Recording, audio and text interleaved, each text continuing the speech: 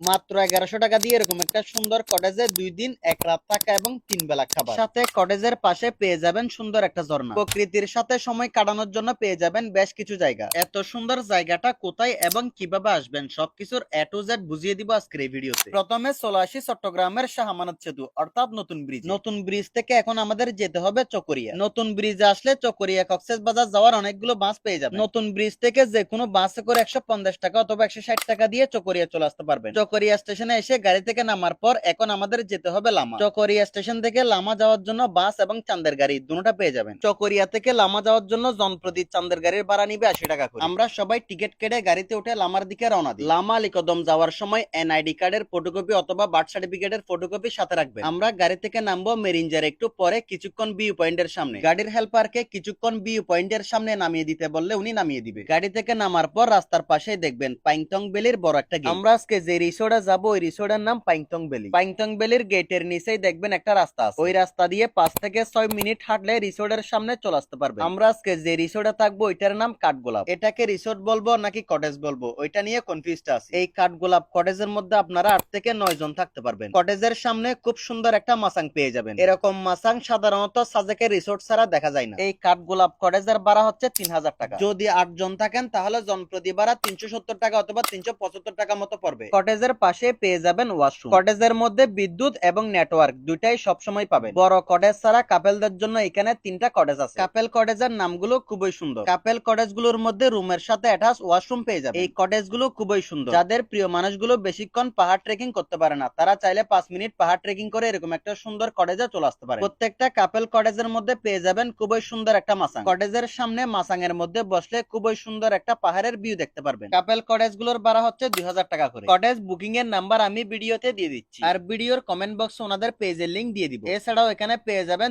দুইটা view point. দুইটা view পয়েন্টে দুই দিকের ভিউ আসে। চাইলে ভিউ পয়েন্টে বসে ক্যারাম খেলা খেলতে পারেন। ওনাদের কাছে ক্রাম বোর্ড পেয়ে যাবেন। এরকম একটা পাহাড়ের উপর বসে ক্যারাম খেলার মজাই আলাদা। ভাগ্য ভালো থাকলে আমাদের মতো মেঘের দেখাও পেয়ে যাইতে পারে। এখানের একটা ভিউ পয়েন্ট থেকে দার্জিলিং এর একটা ফিল পাবেন। এখানে খাবার প্যাকেজের জনপ্রতি মূল্য হচ্ছে 700 টাকা। খাবারের মধ্যে থাকবে দুপুরের ভাত, সন্ধ্যার নাস্তা, রাতের বারবিকিউ এবং সকালের কিছু। ওনাদের কাছে দেশি মুরগি আছে, চাইলে দেশি মুরগি রান্না করে খাইতে পারবেন। কটেজের পাশে খুবই সুন্দর একটা ঝর্ণা আছে। এখানের ম্যানেজার অথবা অন্য কাউকে বললে ওনারা আপনাদেরকে ঝর্ণায় নিয়ে আসবে। কটেজ থেকে 15 থেকে 20 মিনিট হাঁটলে ঝর্ণায় চলে আসতে পারবে। খুবই সুন্দর একটা ঝর্ণা, বৃষ্টি পড়লে ভালোই পানি থাকে। এই ঝর্ণাটা বাইরের মানুষগুলো তেমন চিনে না, তাই এলাকার মানুষ ছাড়া বাইরের মানুষগুলো এখানে আসে না। বাইরের মানুষ না থাকার কারণে ঝর্ণার মধ্যে ভালোই মজা করতে পারবে। সব মিলিয়ে পাহাড়ের মধ্যে রিল্যাক্সের সময় কাটানোর জন্য বেস্ট একটা জায়গা। আপনারা যারা পাহাড়ের মধ্যে বেশিক্ষণ ট্রেকিং করতে পারেন না তারা চাইলে 5 মিনিট ট্রেকিং করে এখানে চলে আসতে পারেন। আপনার বন্ধুরা যারা পাহাড় ট্রেকিং করতে পারে না তাদেরকে এই ভিডিওতে মেনশন করুন। যারা পাহাড় ট্রেকিং করতে পারে না তাদের জন্য এই জায়গাটা বেস্ট একটা জায়গা। এখানে ক্যাম্পেইন করেও থাকতে পারবেন। ক্যাম্পেইনের জনপ্রতি প্যাকেজের দাম 999 টাকা।